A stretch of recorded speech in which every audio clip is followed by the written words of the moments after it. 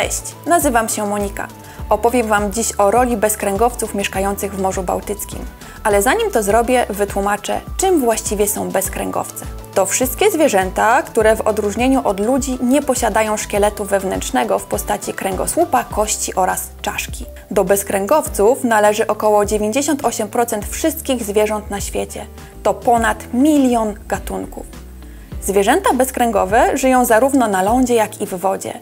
W naszym morzu, ze względu na jego niskie zasolenie, znajdziemy niewielką liczbę tych organizmów. To m.in. gąbki, jamochłony, wieloszczety, mięczaki czy też skorupiaki. Niektóre bezkręgowce morskie występują przy powierzchni wody, a inne na dnie. Te przy powierzchni to plankton, a te, które zamieszkują dno, należą do bentosu. Największą różnorodność bezkręgowców dennych znajdziemy na dnie kamienistym porośniętym roślinnością. Tam zwierzęta szukają schronienia oraz pokarmu. No i same też są pożywieniem dla innych stworzeń. Zwierzęta odżywiające się drobniejszym pokarmem to tzw. filtratorzy. To znaczy, że wychwytują materię organiczną z wody, oczyszczając ją, czyli działają w przyrodzie jak filtr. Do takich zwierząt należą m.in. gąbki, małże oraz pąkle.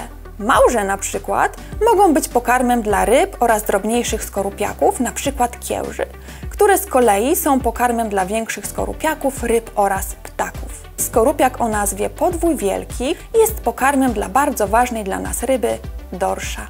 Bezkręgowce są bazą pokarmową dla innych zwierząt, a także spełniają funkcję oczyszczania wody. Ich kolejną ważną rolą jest bioturbacja osadów. To znaczy, że zwierzęta te drążą tunele w osadach, użyźniają je i natleniają. Tak jak pola uprawne należy orać, aby wydawały plon, podobnie jest w środowisku wodnym.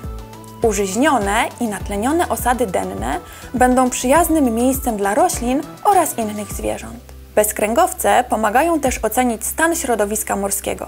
Są one używane przez nas jako organizmy wskaźnikowe, czyli bioindykatory. To znaczy, że dzięki nim możemy ocenić, czy środowisko, w którym żyją te zwierzęta, jest zdrowe, czy nie. Cześć, nazywam się Justyna Świeżak. Jestem biologiem morza i pracuję w Instytucie Oceanografii Uniwersytetu Gdańskiego w Gdyni. Bezkręgowce morskie pełnią wiele ważnych zadań w środowisku morskim, dlatego ważne jest, aby raz na jakiś czas sprawdzać ich obecność oraz stan zdrowia, co nazywamy biomonitoringiem. Pośród bałtyckich bezkręgowców dennych, czyli takich, które żyją na dnie, większość prowadzi osiadły tryb życia, a więc przemieszcza się w obrębie zaledwie kilku metrów lub wcale w ciągu całego swojego życia. Są one więc doskonałymi bioindykatorami. Co to znaczy?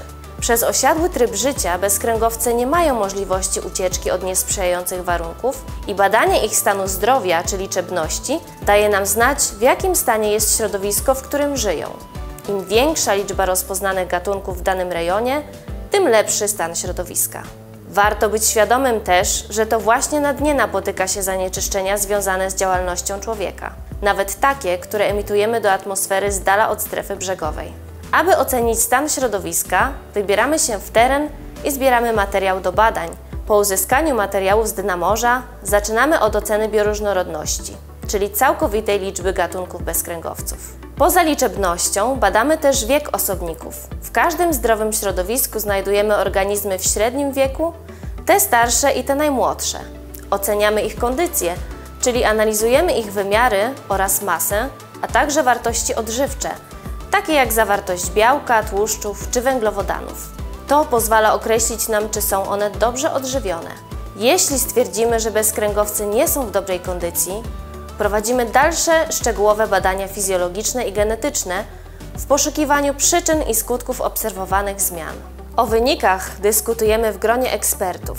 Jeśli będzie to konieczne, podejmujemy działania mające na celu ochronę morskich bezkręgowców poprzez wyznaczenie morskich obszarów chronionych.